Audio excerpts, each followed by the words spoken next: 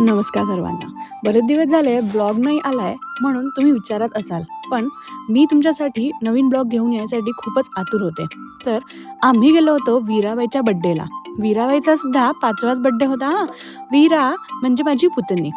ती अगदीच गोड, खूपच गोड मुलगी आहे. सकाळी उठून अंघोळ करून सगळ्यात पहिले तिला बड्डेच्या दिवशी स्वामींचे दर्शन करायचे होते. म्हणूनच अंघोळ करून अंकिता काकूंनी गिफ्ट दिलेला न्यू ड्रेस घालून मस्तपैकी स्वामींचे तिने दर्शन घेतले.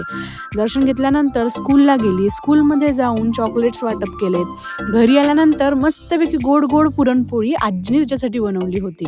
सगळ्यांनी मग आनंद घेतला जेवणाचा, औक्षण केले आणि विशेष म्हणजे वीराचा वाढदिवस आणि या दोघांची ॲनिव्हर्सरी म्हणजे सोनाली आणि माझे दीर यांच्या दोघांचे लग्नाचा वाढदिवस सुद्धा वीराच्या बड्डेच्याच दिवशी, म्हणजे एकच दिवशी दोन्ही कार्यक्रम आहे ना. मस्त मजेशीर गोष्ट. तर म्हणूनच ॲनिव्हर्सरी आणि बड्डे असल्यामुळेच आम्ही दोघांना सुद्धा जेवायला बसवले, दोघांचे सुद्धा औक्षण केले आणि वीराचा सुद्धा बड्डे केला.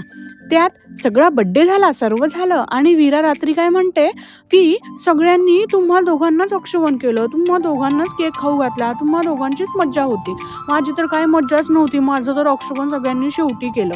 अगदी पॉईंट लक्षात ठेवते बरं, बरोबर पॉईंटशीर भांडते. पण असो तरीसुद्धा त्यातल्या त्यात वाढदिवस आणि ॲनिव्हर्सरी लग्नाचा वाढदिवस खूपच सुंदर साजरा झाला. त्यानंतर वीरा गेली झोपायला आणि आम्ही केलं दिवसभरात बलूनचं डेकोरेशन आम्ही सगळ्या घरातल्या भावंडांनी वगैरे सगळ्यांनी मिळून एकत्रच केलेत.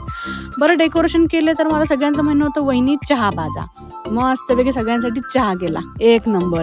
सगळ्यांनी चहाचा एक खूपच मस्त आस्वाद घेतला आणि वीराबाई आल्या उठून रेडी होऊन एकदम फ्रेश. बड्डे सेलिब्रेट झाला. बड्डेसाठी मस्तपैकी बलून सजवले होते. वीराला तर खूप सुंदर न्यू ड्रेस आला होता आणि बर्थडे केक तर वाव, रेनबो बर्थडे केक खूपच सुंदर. बरं बलून फोडायचा तर बलून डायरेक्ट हातात. मग काय हातात, मग आम्ही बलून फोडला हाताने. काय गरजच नाही पडली पिन आणि काय लावायचे, तर आम्हाला हा बलून हाताने फोडावा लागला. भाई बड्डे आहे म्हटलं म्हणजे डान्स तर झालाच पाहिजे की नाही. बस बाप काम. Stay tune.